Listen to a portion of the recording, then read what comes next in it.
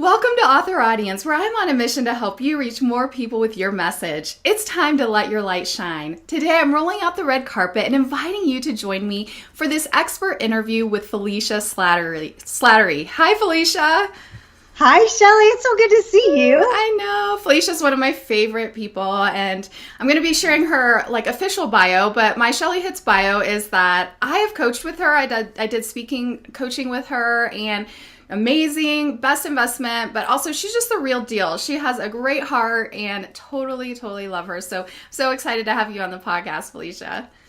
Oh, that's so nice. That's the best bio I ever need. You don't need to read all the other junk. It's fine. Yeah. Well, I always say success leaves clues. And so that's why I like at times to introduce you to other authors and experts who have amazing success and are willing to share their tips and strategies with you. So that's why I have Felicia on today.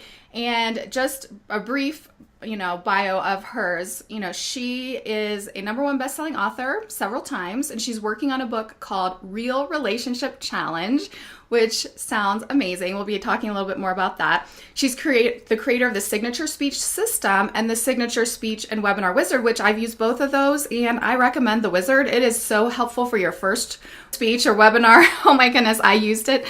And she speaks all around the world, and she's just passionate to help. So for this week's Center Stage Spotlight training, I'm going to have Felicia share about how to create real relationships in an overly connected technological world, which, yes, we are on our phones all the time. I was just at an event with my chiropractor, and he was talking about the stress it puts on your neck, but it also puts stress on our relationships. So talk to us a little bit about how this topic even came up for you or how you got interested in it.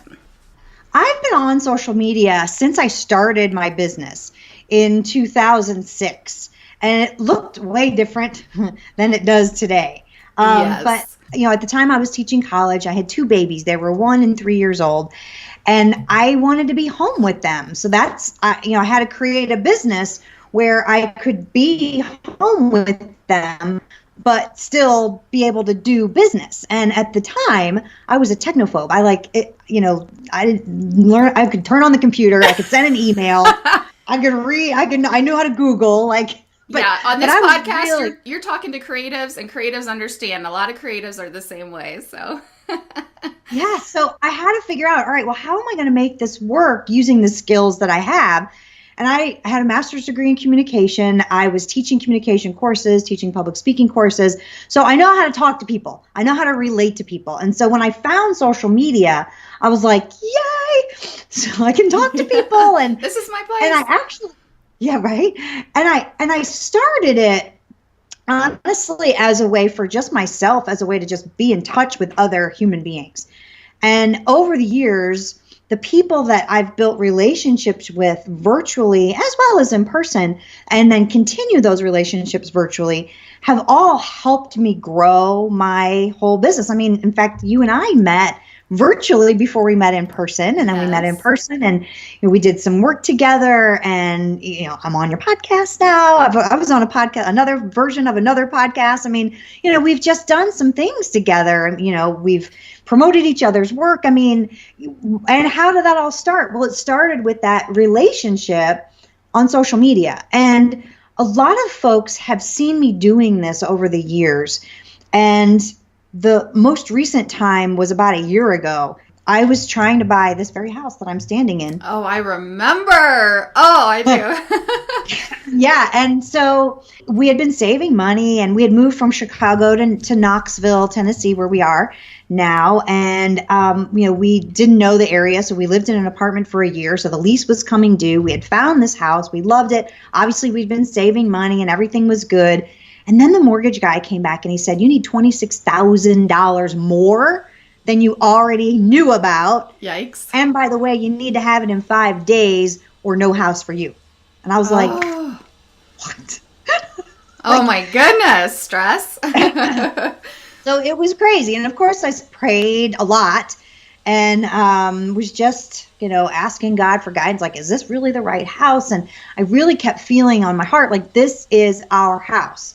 So I said, all right, I'm going to do whatever it takes. And I put out a plea on social media and was very honest, very vulnerable, very open. and said, this is what's happening, and kind of wrote the story. I didn't do a video. I just wrote the words. And then I made an offer, and I said, if you need help with getting on more stages, I can help with that. If you need help with writing any kind of presentation, I can help with that. If you need help with, and I said like 3 or 4 different things that were very specific kinds of things that I knew when somebody got in touch with me, they could see that and go, oh, I need exactly that. Yeah. And then they could reach out, and I was like, okay, so this is the week I'm doing deals. And that post was shared like dozens of times. Wow. That who shares a post like that dozens of times? And it happened because of the relationships that I built on social media, and people saw like, oh my gosh, Felicia needs help. Yeah. I want to help her. I like her. And it doesn't cost anything to share a message. Right. And I made that $26,000 in 5 days, and I'm staying in my house. Hallelujah. I know. And I remember we were praying and praying. It was just like answered prayers, but also just you invested in planting a lot of seeds and invested in a lot of relationships, and then you saw the fruit from that, the harvest.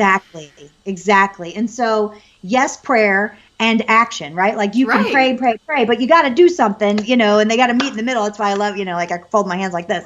You got to pray, you got to do something, you meet in the middle. Amen. So anyway, so that was kind of where the idea, because people are like, how in the heck did you do that? And that was kind of where the idea came from. And just teaching people, like, I'm just myself, and I build relationships wherever I am, whether it's face-to-face, from stage, or online. And I mean, communication is nothing if it's not about relationships. So I'm excited about the direction. I'm excited about the book. And the more I write about it, talk to people about it, think about it, get feedback on it, it's just all been amazing. So yeah. So like when we're on social media, what is the difference between building a relationship and then just simply talking at people? Like, what does that look like, or how did we get there, like on social media? Well, that's a really good question, because we all have our phones with us. Yeah, glued to us. Came out, right? It's like arm's length almost all the time, right? Since these suckers came out, I think the quality of our relationships, even though it's supposed to be better because we can be in touch with more people faster and easier, it's actually diminished the quality of our relationships because it's faster and too easy. And so instead of opening a message with dear so-and-so, and that dear language is so kind of old-fashioned. But if I'm calling you dear Shelley, that's a sweet, nice thing, as opposed to like just blah at you. Hey, I need to blah, blah, blah, blah, blah, blah. It's just, so even with our closest relationships, because it's so fast and so easy, we forget sometimes the nice parts of being in a relationship. And so, yes, social media is great. And it also provides some challenges. It's faceless. Even though most people have their face next to their thing, it's just a little avatar, though. A lot of times people aren't even looking at that. They're looking at just the word side of things, or the picture or the meme or the video or whatever it is that they posted.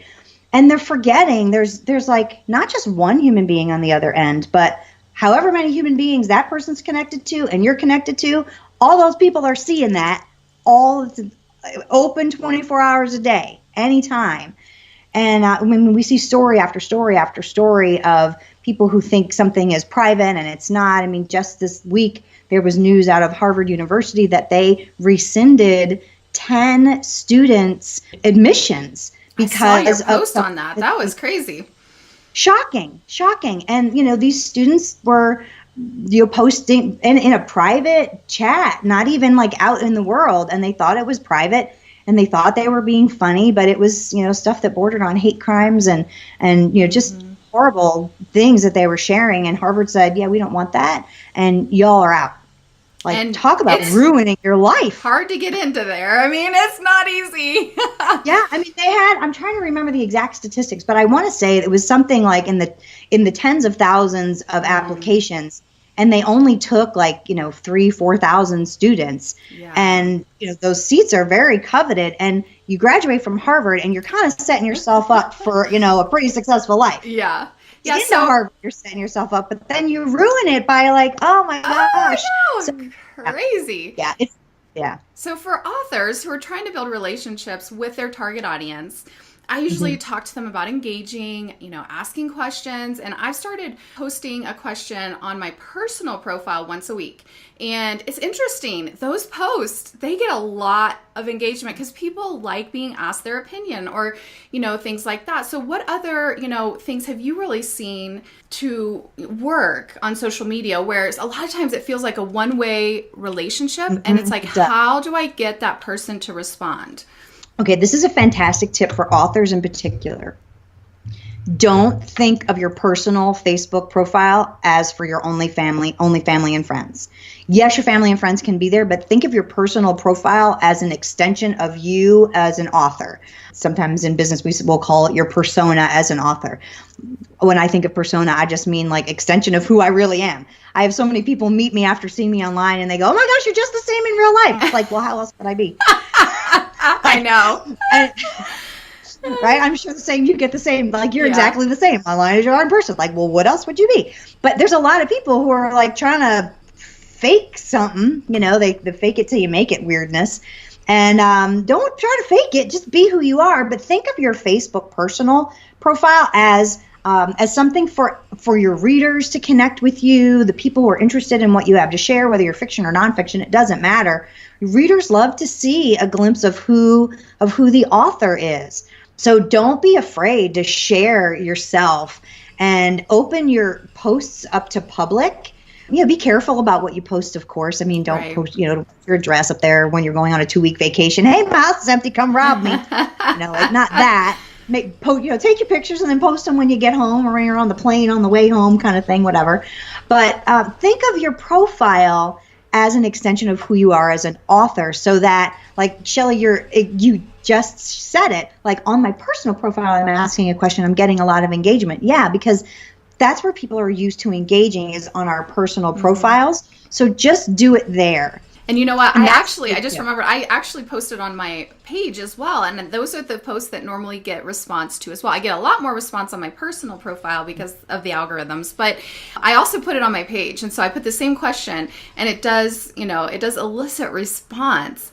But when we're thinking about real relationship, like you have an acronym and a way to really engage. Can you share that with us? Yes, so there's 2 acronyms for REAL, REAL. Oh, fun. And I have to look at them because I'm like still writing the book, so I don't have them totally memorized exactly in the right order. And I get the 2 confused. And the reason why there's 2 is because there's things that you do when you're in a real relationship. And then there's a way that you feel when you're in a real relationship. So what you do is you respect people. You engage with them. So like what you're doing when when you ask a question, that's engaging with them. But then I know we connect all the time on social media. You don't just let people answer and then don't respond. You're responding back to them. And even if you're just, putting a smiley face because they said, this is great, but you're clicking the like button. Back. Yeah, like exactly. On my live videos, like sometimes I've had a lot of comments, and I've actually had people private message me or tell me personally, they're like, Shelley, it means so much to me that you respond, even if it's just a like or a comment, like you respond to all of my comments, our comments, and it tells us that you care and that you're watching and that you're interested. And so even if you're just liking it or responding, do something. Yep.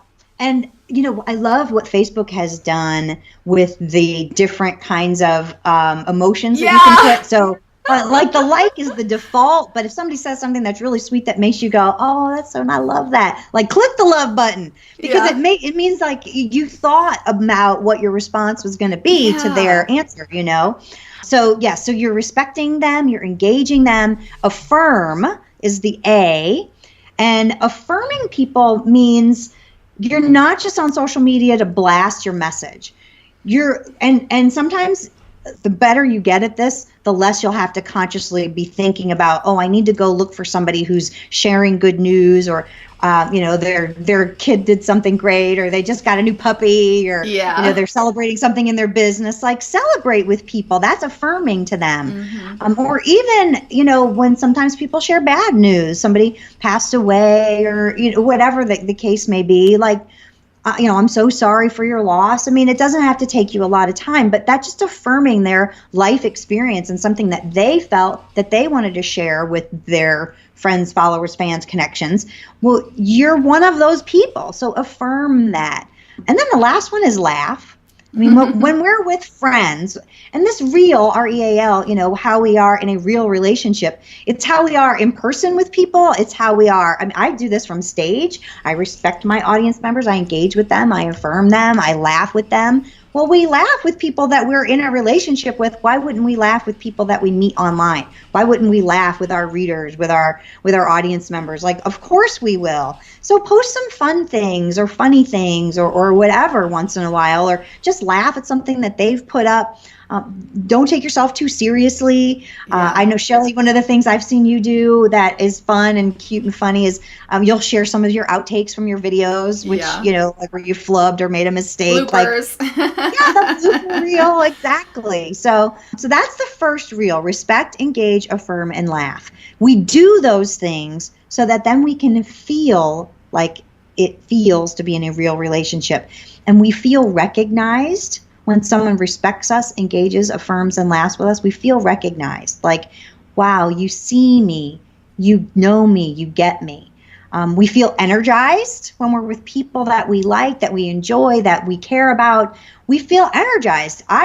I know that a lot of people, and I think I remember you doing this at one point, Shelley. You said, I'm going to take the Facebook app off my phone. And do you still have it off your phone, or did you put it back on? I do. And I have certain people on Facebook that I see first. So you're one of those, actually. You're one of my first. So I can still engage with you when I get on there, because I'm not on there as often as I used to be. But that's a tip. If you want to not spend a lot of time scrolling, but there's certain people you really want to build relationships with and have relationships with, change your little notifications on Facebook to see first. But I took the app off my phone. Yep. And, some people have done that, and then they missed that energy that they got, and so they put it back. Yeah. And so, I can't imagine a day without looking, like checking in with my friends, and especially just to see first people. And in fact, there'll be a couple of days that will go by where I'm not posting anything at all myself on my own stuff. But I'm like checking in, and I'm looking at your quote of the day, and I'm looking at pictures of, some other friends' grandkids, and I'm just checking in on some, just people that I care about. Mm-hmm. So, that energizes me. It makes me feel good. Like, oh, everybody's okay. That's good. But it makes you also feel accepted when someone respects, engages, affirms, and laughs with you. You feel accepted. In our world, especially as authors, it's easy to feel alone because we're behind the computer a lot for our work. We're by ourselves a lot for our work. Mm-hmm. And a lot of people, even though there are a lot of authors in the world and there's lots of books in the world, not everybody you meet is an author. Like, we don't just run into authors randomly, in our regular lives. And so being in a place where there are other folks who understand what we're going through, in a group like your group, Shelley, and different Facebook groups and LinkedIn groups, and going to the different like Twitter chats where they hashtag stuff, and you can have a conversation with other people who are doing the same kind of thing. And you're again, respecting, engaging, affirming, and laughing with them. Well, you feel accepted, like, oh, these people like me, they get me, this is really fun. And then what that all leads to ultimately is feeling loved. You want to feel loved? Here's how. 2 steps. Step 1, make a lot of actual friends on social media. Step 2, wait for your birthday. I know. It's like, oh my gosh, this avalanche of people like saying super nice things. It's like I never felt more loved in my life. Anyway, that's those are my acronyms. So I love it because it is a domino effect. When you do those things and you build the relationships, then that's the result. Sometimes, like, I heard someone say before, family member, that she went to church and nobody talked to her, and she felt really really left out and all of this. And I totally get that. I totally understand that feeling of rejection. But sometimes what God has told me is like, Shelley, I want you to reach out. I want you to take that risk. I want you to engage. I want you to pray and ask for the right relationships. And so if you're struggling right now and you're feeling alone, or you're feeling left out, or you're feeling like you don't belong, maybe there's some things that you can do to reach out and to engage and to do all those things, to respect, engage, affirm, laugh, to join a group or do something. But yeah, and then the result is to be recognized, energized, accepted, and loved. And Yeah. while I don't have the Facebook app on my phone, I have the Facebook Groups app. And that's where I'm spending more of my time. I have 2 groups that I invest in for mentoring and coaching. One is a fitness group, one is a business group. And so it's like, I still have that, and I have my own community, Author Audience Academy. Kind of tell us just quickly, I know we're kind of running out of time. You have so much good information. Okay. What are the top relationship killers on social media that may mess us up, and especially as authors? Okay, so there are a few things that when people see them, they're totally cringeworthy and they don't love it. So I'll just go through really quickly. One of them is when people are ranting about whatever they see is wrong in the world, whether it's politically or in their neighborhood or something at their school, like every post is a rant. Nobody likes that kind of negativity all the time, so don't do that. I tend to unfollow people like that. Right. Well, a lot of us do. Unfollow or unfriend. Yeah. Yeah. And it's like that knee-jerk reaction. Like if you're having that knee-jerk reaction and you're emotional, think twice. Mm-hmm. Yes, exactly. Think twice because and really read it. And one way to see if you're doing any of these things is what I do a personal social media audit, I call it. And just go to your own page, not the one where you land on when you log in and you see all your friends, but where you're only reading your stuff. Because that's how people are going to connect with you initially. And they're going to go to your page and they're going to read your stuff. If it reads and it's got a bunch of these kind of social media messes things in there, don't do that. Like change them, delete them, whatever. Yeah. All right. So another one is, so when people share those like, I don't usually do this, or let's see how many people will read this, or unfriend me now if like. Yeah. Really? Yeah. I'm sure I'm going to get some people unfriend me because of this, or, it feels a bit manipulative. It is. And we don't, manipulate isn't in REAL. Right. There's no M. Like that's not, sometimes it's like, well, all right, what is it exactly that you're not usually doing? And a lot of times it's like a copy and pasted thing or something like that. And it's like, well, it's like those old chain emails that would get forwarded and they're happening on social media. Exactly. And they're like, people cringe over those. So don't do those. Yeah. The next one that people just do not like is immediately when you connect with them or you don't have any real relationship with them, like you never met them in person or anything like that. But sometimes people will do this. They'll just go through their friends list and like send them random messages or whatever. But a lot of times it happens in that first connection and they reach out. And then the first message after you say, yes, I'll be your friend or connected to you. And this happens on LinkedIn way more than it happens on Facebook. I know. Is buy my stuff. Mm-hmm. Right. And with an author, it'll be, hey, I wrote this book. Go read my book. Here's my link to go read my book. Like, how do you even know I would want to buy your stuff or read your book? Like, because I have a face. Like, what? I mean, it's very tasteless. It's kind of like, would you go up to somebody that you met at a networking meeting for business or that you met at a wedding, somebody else's wedding, and you're saying hello and how are you and just kind of getting to know each other? Would you say, hey, I bought a book, go buy my book. Here's how to buy the book. I got one in my pocket. You want to buy my book? Like, no, you wouldn't do that. So why would you do that online? It doesn't make sense. It's cringeworthy. I actually immediately unfriend and block those kind of people because they're not online for the things that I'm online for. And I'm online to actually make connections with people and get to know people. And I actually commented about that on LinkedIn. I got hundreds of comments and likes or whatever. And yeah, because it happens a lot on LinkedIn. It does. People on LinkedIn like, that's a little harsh. The thing I don't like too is they'll add me to their email list without my permission because you get access to people's contact information. And I'm unsubscribing almost every day from email lists. Yep. I mean, that's spam.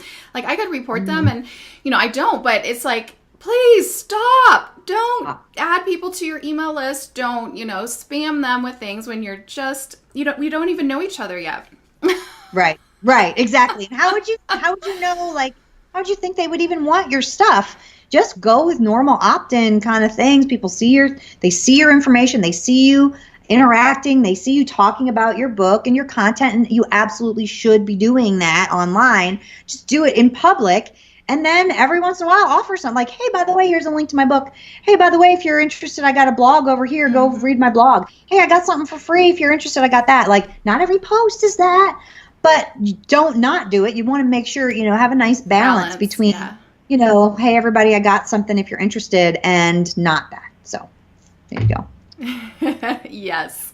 And I know we could go on forever, but tell us a little bit about your book, when it's coming out, how we can find out more, or how people can find out more about you.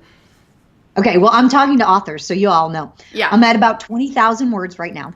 Yes. And my goal is to get to between 50 and 60,000 words for this book. So I'm still in the writing stages as we are recording this today.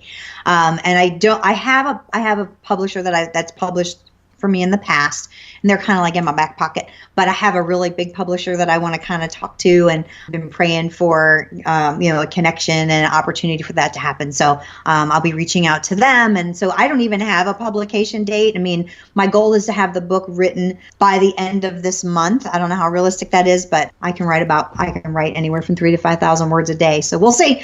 Yes, I love it. And, I love that because we're authors, and we know sometimes there's different things that different goals you have for different books. And for this particular book, it sounds like you're really wanting to potentially have, a bigger, traditionally published, publisher, be traditionally published, have that, so it may take longer. It usually does. Yeah. Yes, it does. Yeah. But how if exciting. By the end of June and they say, yes, we'll pick it up.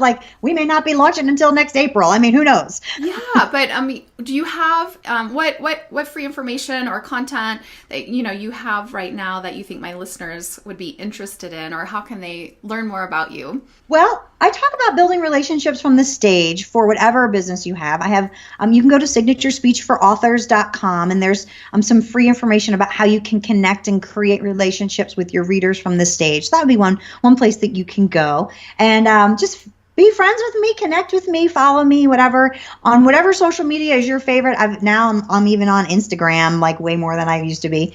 So wherever your favorite is, I'm at Felicia Slattery everywhere. So connect. Yes, and FeliciaSlattery.com. And so thank you so much for sharing with us. I definitely recommend connecting with Felicia. Even if you don't do a ton of speaking, that is something I totally recommend for all authors. It's probably the number one way that you'll sell books, because once people hear you speak and hear your content, they'll want to naturally go to that next step with you. But also you can use her content for online videos, for your content marketing, for your webinars, for selling higher end products, which I teach you guys to do. And so definitely connect with her. She has a lot of great information. And thank you so much for being here today and sharing with us, Felicia. Thank you, Shelley. I'm excited to have been here and hope people found some value in what we talked about today. Yes. So typically I'll end with a take action tip.